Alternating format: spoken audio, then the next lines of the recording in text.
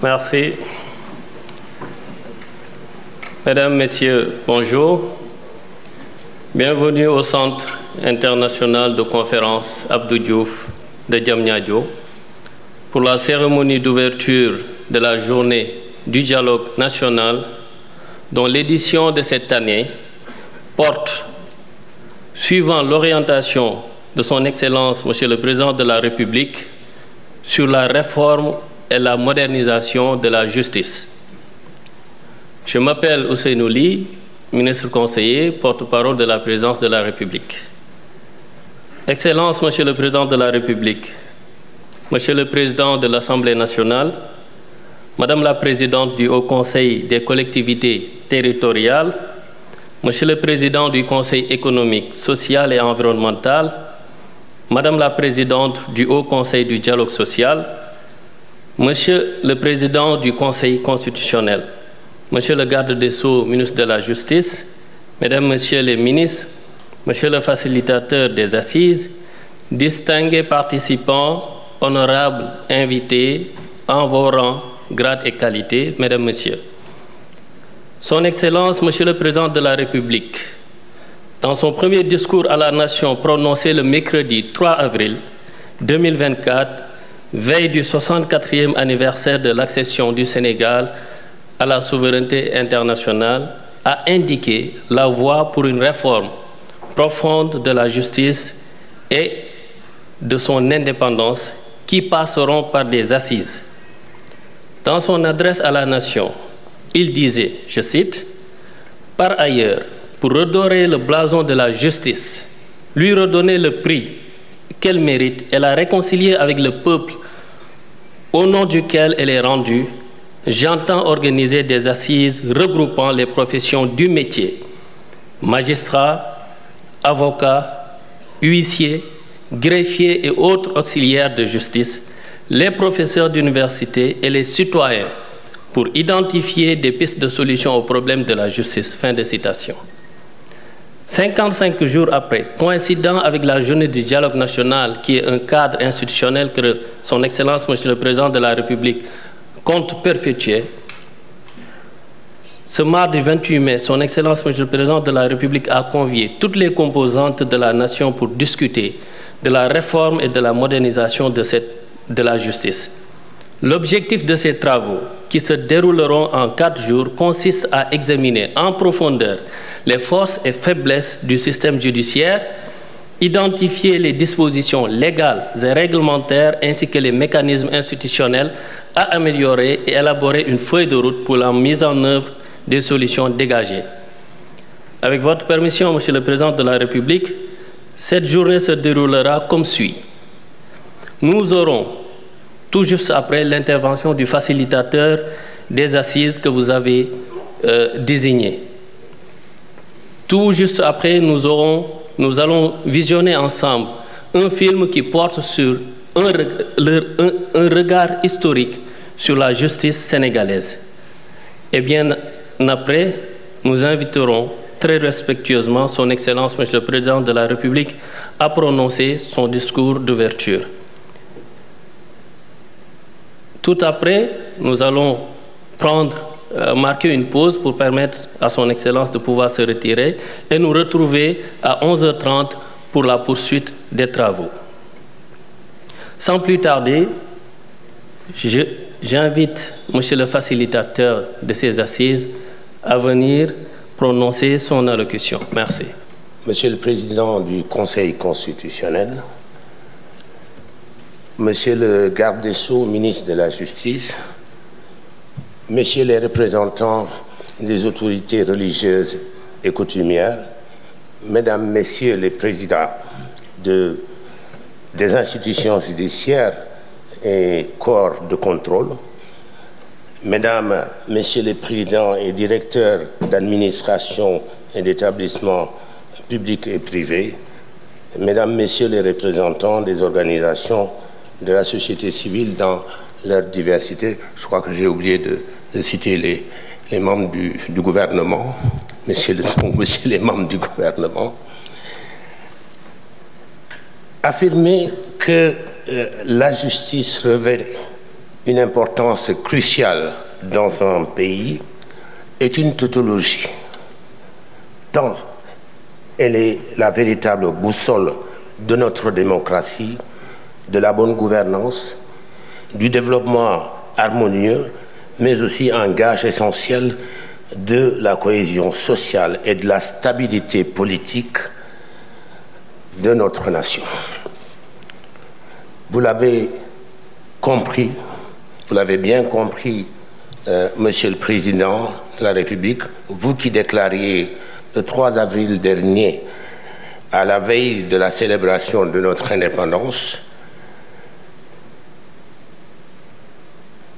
que vous entendiez, je vous cite, organiser des assises regroupant les professions du métier, les professeurs d'université et les citoyens pour les pistes de solutions aux problèmes de la justice. La cérémonie qui nous réunit ce matin est le début de l'accomplissement de cette volonté. Je voudrais d'emblée vous remercier de m'avoir fait l'honneur de me désigner comme facilitateur de ces assises. C'est avec humilité que j'accepte la haute mission que vous me confiez ainsi. Nous mesurons les enjeux et les défis qui attendent ces assises. Il s'agira d'ouvrir un dialogue avec toutes les composantes de la société afin d'examiner en profondeur le fonctionnement de notre système judiciaire, d'en faire ressortir les fragilités et de dégager des pistes de réforme et de modernisation.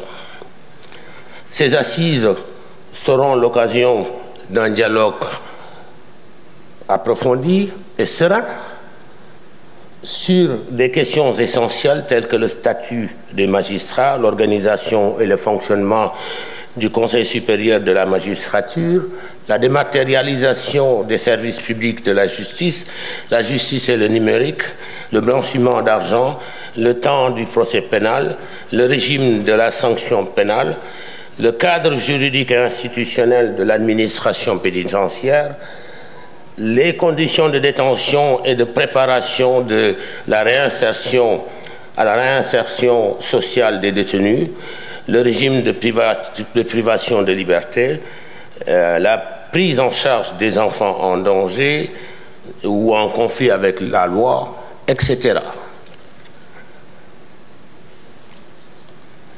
Excellences, Monsieur le Président, Mesdames, Messieurs, les attentes de nos citoyens en matière d'indépendance de la justice, d'efficacité et de proximité des services publics judiciaires sont fortes. Le Sénégal peut s'enorgueillir d'avoir un système juridique et judiciaire éprouvé et de solides institutions. Cependant, force est de constater que ces dernières années, des critiques sont brandies régulièrement sur le fonctionnement de notre justice, remettant en cause son indépendance, son impartialité et son efficacité.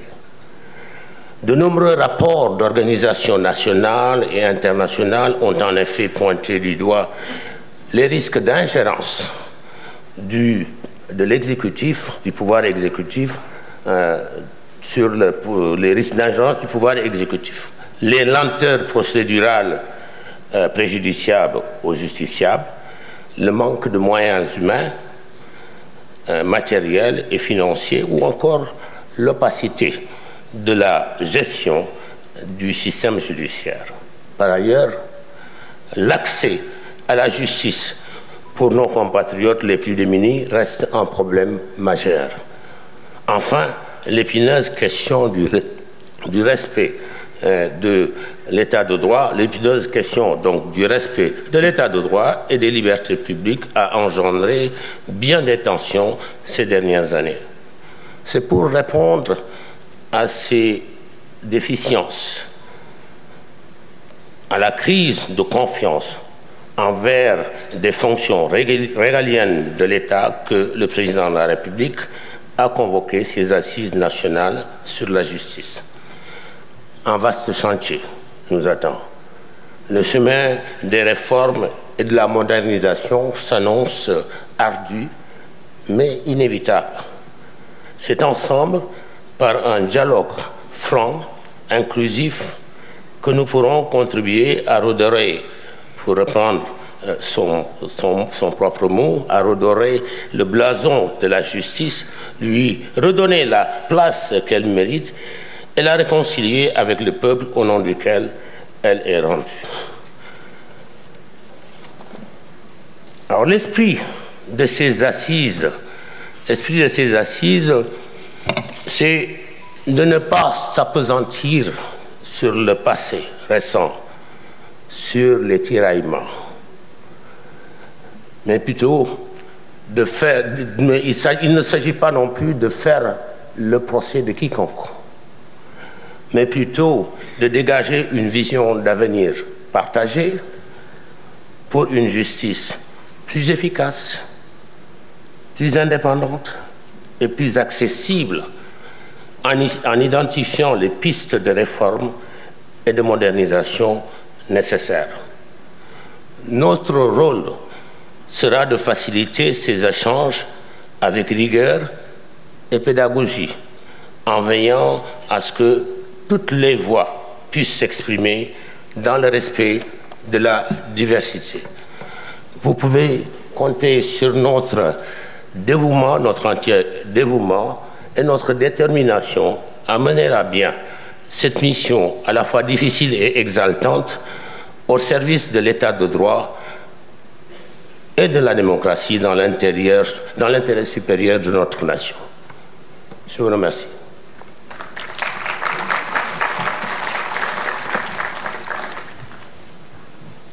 Régie, s'il vous plaît.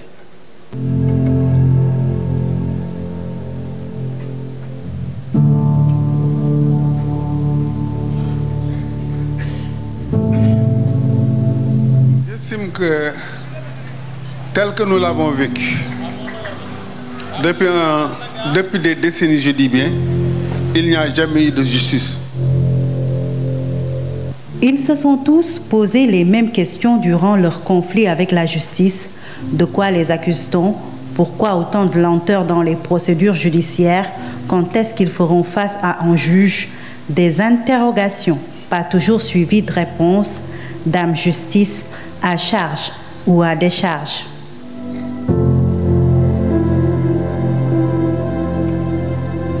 Eugénie Rokhaya Aw n'est plus, mais son arrestation puis sa condamnation à 6 mois de prison ferme le 18 octobre 1975 marquera à jamais le parcours de cette grande journaliste.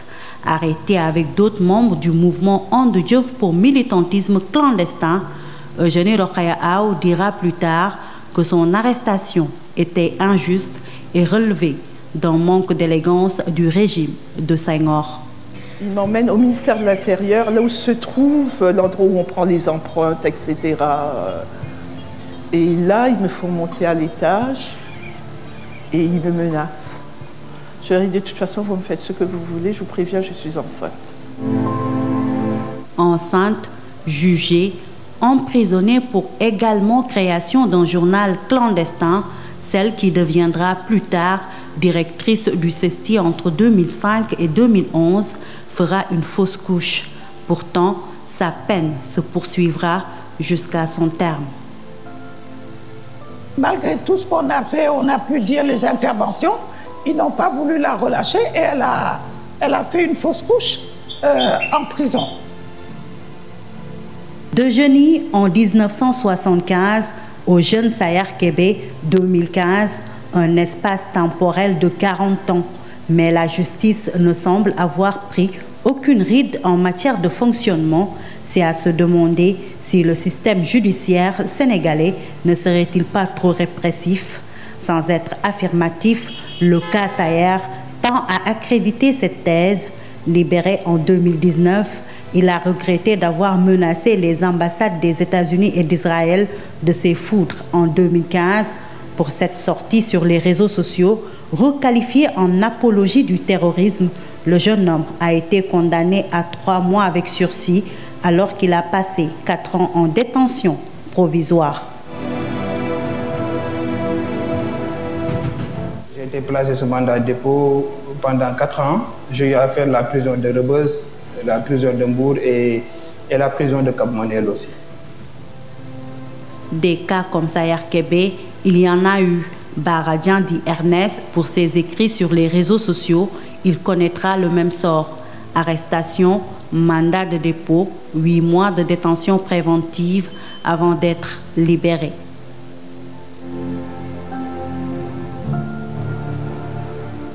Le technique je pense que le 15 mai 2023 le 19 bonne heure qui après mu xëy laa dem wuy ji convocation bi dikk dama dem jugement parce que man ñu ma bàyyi le 25 janvier dama dem jugement condamné ma 6 mois quoi, mais comme tëddoon naa fa 8 mois après dañ ma bàyyi.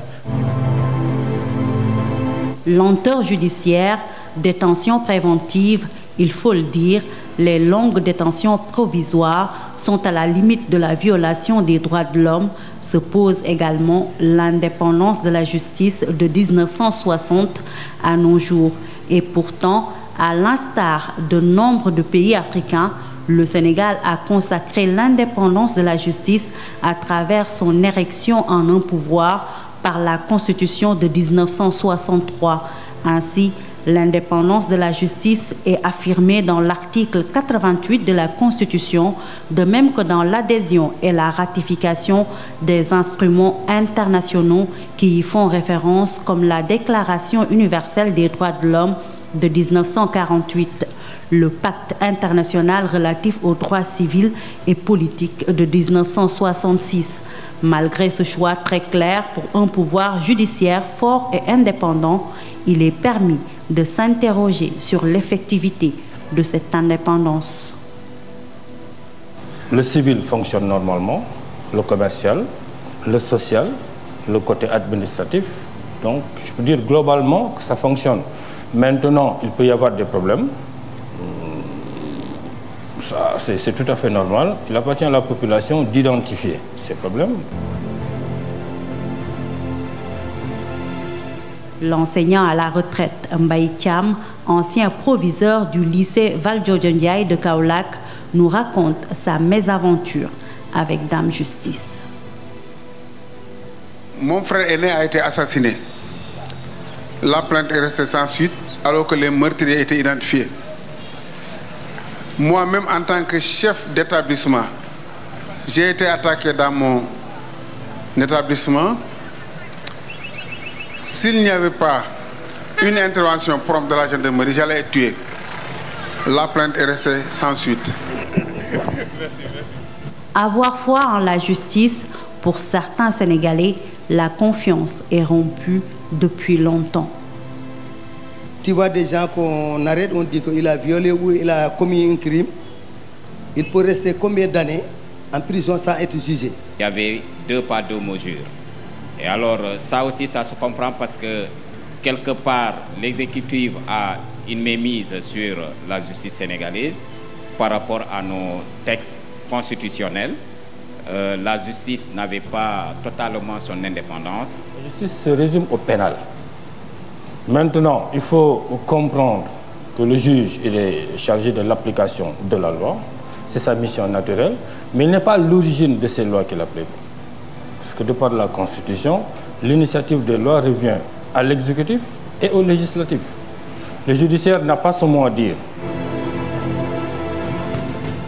Kaolack, Ziguinchor, Thiès, c'est tout le Sénégal d'une seule voix qui se demande si l'on peut se fier à Dame Justice. Il faut alors restaurer la confiance entre la justice et les justiciables.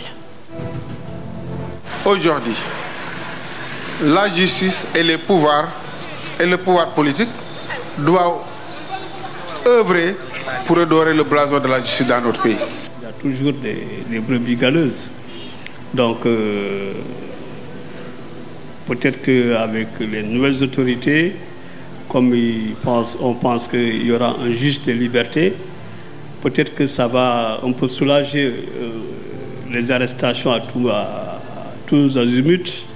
Et peut-être que le peuple se verra aussi devant une justice qu'il souhaite avoir. Toutefois, ces manquements notés dans le système judiciaire sénégalais peuvent s'expliquer par la problématique du faible effectif des magistrats. On a besoin de plus de 1200 ou 1500 juges pour tout le Sénégal. On n'en a que la moitié. Le nombre de magistrats s'élève autour de 535 pour une population qui a doublé ou triplé. Vous voyez, de 461 à 535 sur une période de 31 ans. C'est vous dire que le personnel, nécessairement, il y a un déficit. 1,67% dans le budget général de l'État, c'est insuffisant. Dans quelles conditions les magistrats travaillent, tout le monde le constate, dans des conditions extrêmement difficiles. Nous l'avons souligné plusieurs fois, mais il est maintenant temps de trouver des remèdes. Chahuté, critiqué, mais l'histoire très récente a pu nous démontrer que la justice sénégalaise peut être le rempart qui se dresse pour faire barrage à certaines velléités de trouer le mur de notre démocratie. Le rôle crucial joué par le Conseil constitutionnel dans la tenue de la dernière élection présidentielle en est l'illustration achevée. La justice nous a sauvés avec quand même les décisions saluées sur le plan international du Conseil constitutionnel. Donc ce qu'il nous faut, parce que là, parler de la justice, c'est parler d'une question de société. Ce n'est pas la justice des magistrats, ce n'est pas celui des experts, ce n'est pas celui des politiques, mais c'est celui des Sénégalais.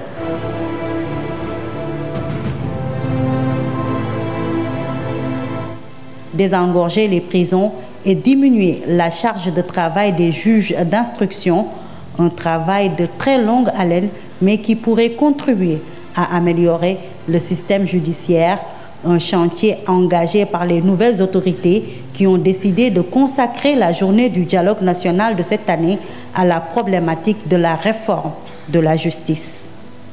La feuille de route, ce n'est rien d'autre évidemment qu'une amélioration du service public de la justice, que la justice qui, comme je le disais tantôt, est rendue au nom du peuple sénégalais, que cette justice puisse effectivement répondre à ses objectifs premiers, c'est-à-dire procéder quelque part à une réconciliation de cette justice avec les populations. Et dans ce cadre-là, évidemment que les assises de la justice ont été convoquées et les objectifs qui leur sont assignés consistent justement à, évidemment, faire le diagnostic de tout ce qui constitue un dysfonctionnement, de tout ce qui, par le passé, a valu à cette justice, qui est un attribut essentiel de la souveraineté, que, évidemment, tous ces dysfonctionnements supposés ou réels puissent être identifiés et les moyens d'y remédier puissent être envisagés au mieux, donc, comme je le disais tantôt, des intérêts de la République. Une journée pour réformer et moderniser en impliquant toutes les couches de la population. C'est la raison pour laquelle la présidence de la République a lancé une plateforme appelée Jubanti pour recueillir avis, témoignages et suggestions. En 4 jours, la plateforme a reçu plus de 35 000 visites, dont 6 000 contributions. Parmi ces avis de Sénégalais, nous pouvons en citer ces deux-là. Pour les délits mineurs, je propose des aménagements de peine tels que des amendes proportionnelles aux revenus et des travaux d'intérêt général qui permettent de réparer le tort causé à la société sans recourir systématiquement à l'incarcération. Ces alternatives peuvent réduire la récidive en réintégrant les individus dans la communauté plutôt que de les marginaliser. De plus, il est crucial de renforcer les programmes de réhabilitation et de soutien à la réinsertion pour les détenus afin de leur offrir une deuxième chance. Je souhaite attirer votre attention sur la nécessité urgente de renforcer le système de protection judiciaire et sociale des mineurs. Il est crucial de multiplier les infrastructures de prise en charge pour assurer une protection efficace de nos jeunes. De plus, le traitement et le statut des éducateurs spécialisés est essentiel. Ces professionnels jouent un rôle fondamental dans l'éducation et la stabilité de notre société. Babacar Diagne, contribution sur la plateforme. Avec la journée du dialogue national axée sur la justice, le Sénégal se lance ainsi dans la perspective d'une justice équitable et équilibrée, un chantier qui demandera du temps. Mais vaut mieux prendre du temps pour guérir que de laisser le mal demeurer pour l'éternité. La justice, à charge ou à décharge, en tout cas, réformée et modernisée, s'impose à l'heure d'une nouvelle ère.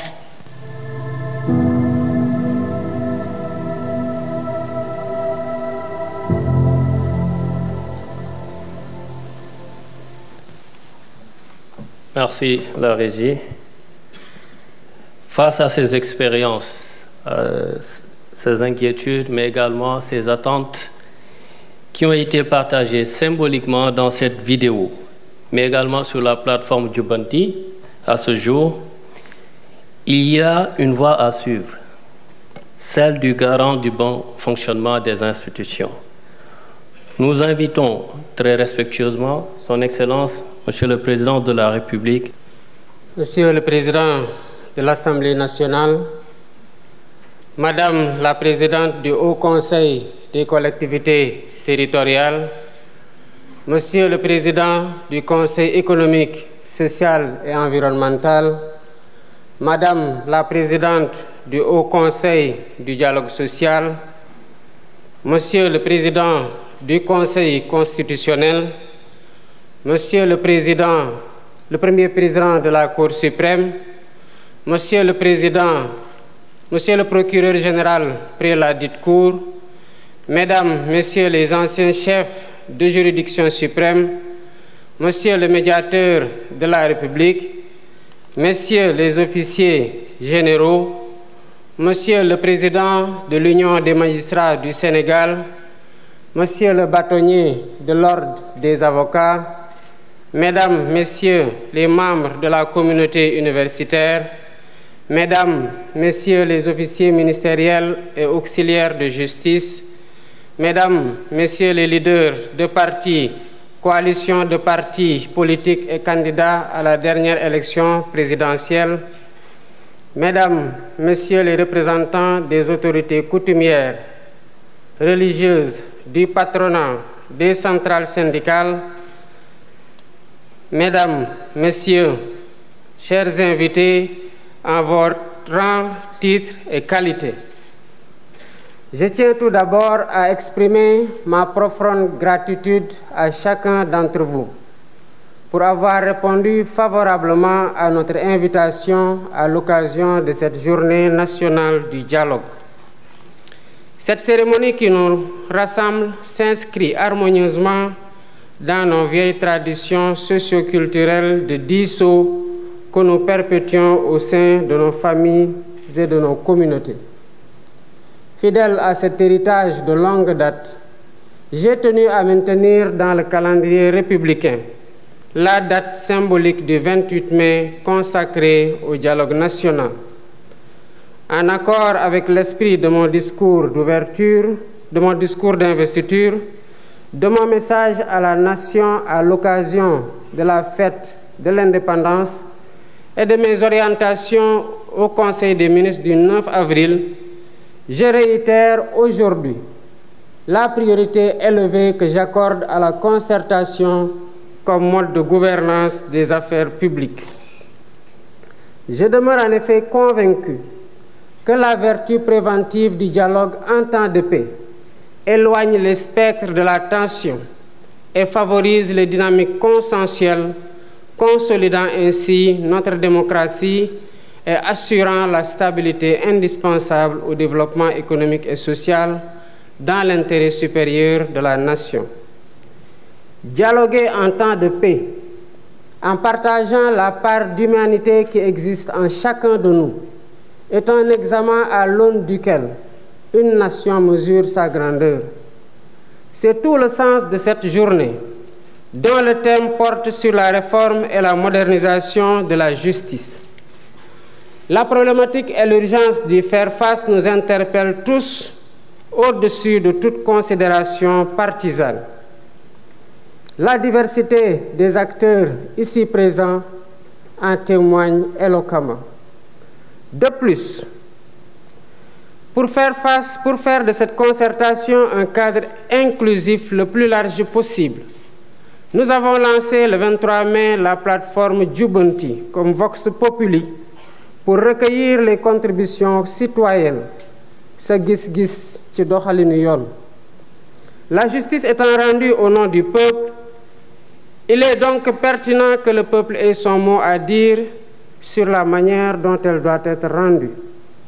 Au demeurant, je rappelle déjà qu'en avril 2018, le besoin de modernisation de la justice avait fait l'objet d'un rapport d'un comité de concertation mis en place par le garde des Sceaux, ministre de la Justice.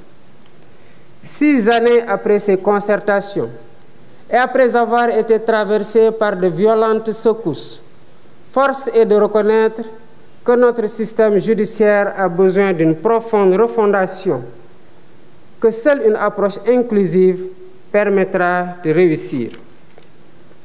Œuvre collective, démarche participative et exercice de co-construction.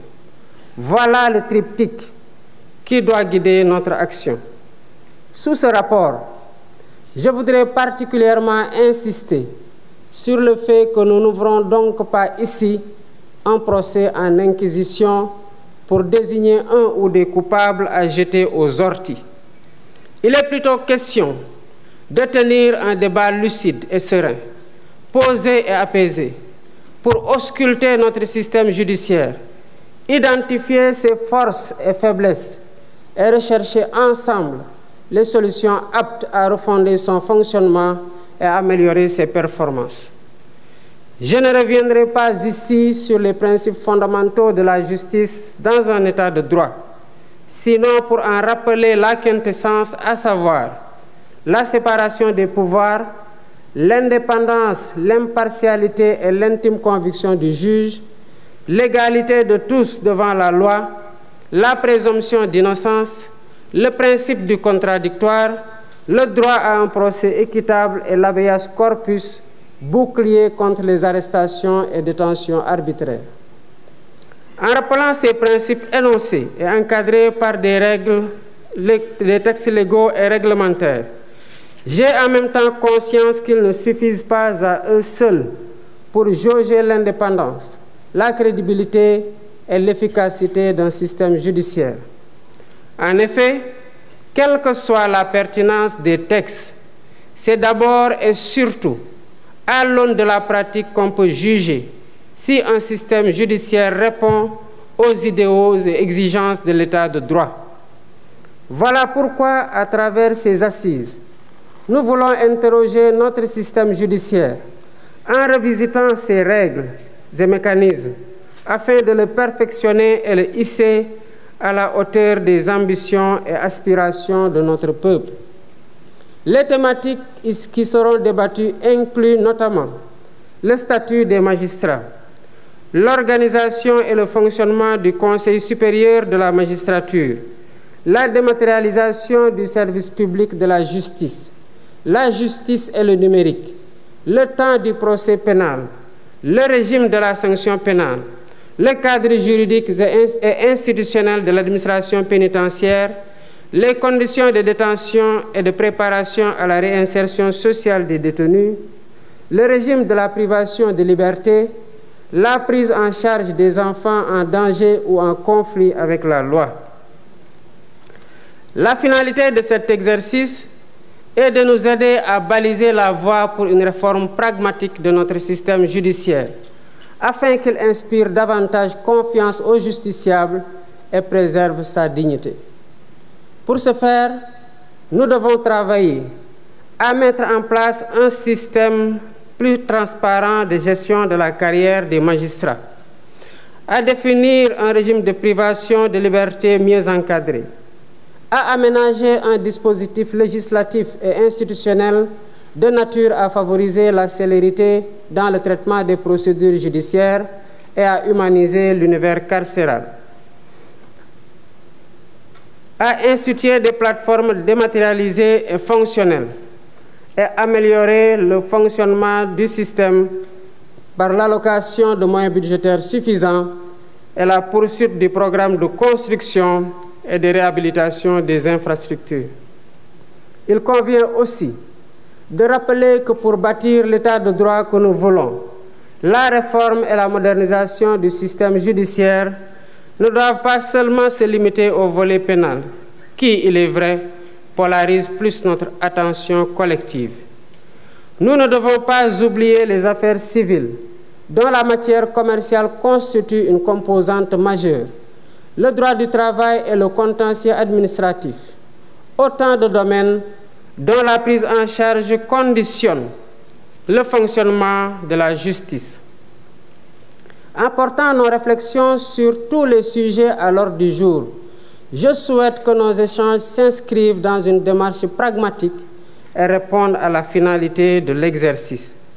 Mais ce faisant, gardons-nous de vouloir bâtir une république des juges qui remettrait en cause le principe cardinal de la démocratie, à savoir le gouvernement du peuple, par et pour le peuple, en vertu duquel les élus restent les dépositaires légitimes du pouvoir étatique.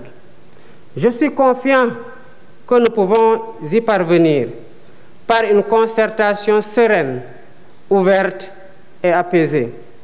Sur ce, je déclare ouverte la journée nationale du dialogue et souhaite plein succès à nos travaux. Je vous remercie de votre aimable attention.